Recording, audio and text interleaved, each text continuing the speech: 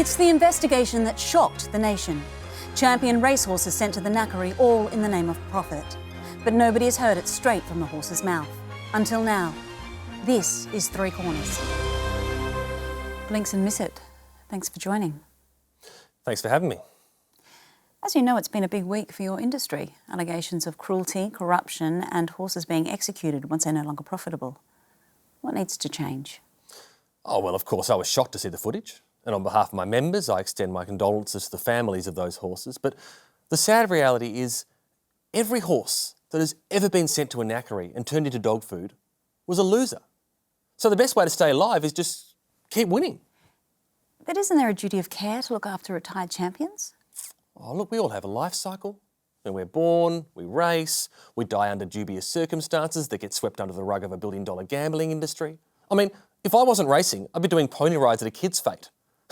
I'd take a bolt to the head over that any day. Surely more transparency would be a good thing. The industry is proposing a national register of retired horses. More red tape? No thanks. No, it's death by admin. Aren't you worried about the negative effect on racing itself? No, mate. Did you see the attendances on the weekend? Through the roof. Now, this is a $9 billion industry. We're creating jobs. I don't think one grainy little video of a horse being kicked, electrocuted and put to death is going to change anyone's opinion of this great sport. It's a sport of kings. I'm sorry, you're okay with horses being executed once they're no longer useful? Every now and then. Just don't film it, you know? I mean, ABC are the ones to blame here. They're the creeps broadcasting footage of knackeries in prime time. And remember, Racing Australia says only 1% of retired horses end up there anyway. All the same, doesn't Racing Australia have a vested interest? What's the world come to if you can't take the gambling industry at their word?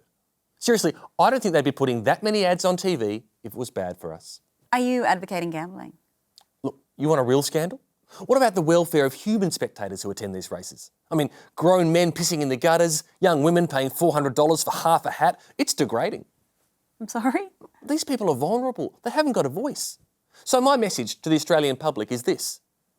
Don't worry about us horses. We knew the risks. We'll be fine. But as for drunk women left holding their stilettos whilst puking in the back of an overpriced Uber, I mean, that's inhumane. Oh, Imogen, here comes the Chunder bus. Hold my hair back. Imogen? They're always called Imogen. Excuse me.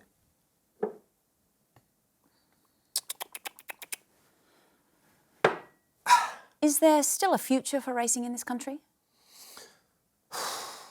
Look, I think it's still the dream of every horse to grow up and be forced to sprint in a circle whilst being whipped on the back by a silky elf for the pleasure of D-grade celebrities. And that's a great Australian tradition that will continue for generations to come. We're almost out of time. Do you have any messages for the humans who are attending the races this weekend? Gamble responsibly. And what about the horses?